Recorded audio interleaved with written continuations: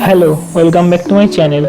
So in this video I will show you how I make this paper collage face of Virat Kohli. So let's start the collage.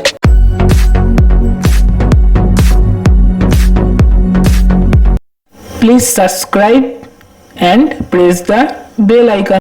So here I already draw the sketch of Virat Kohli's face.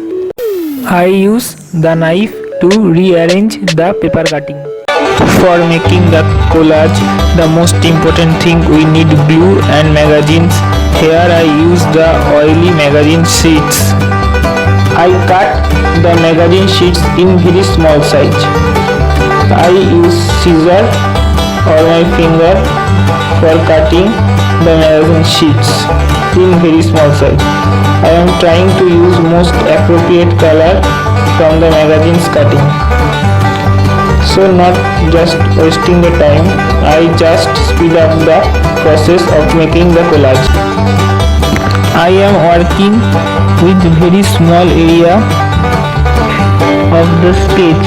At first I fulfill the small area with glue, and after that I paste the small paper cutting on the glue,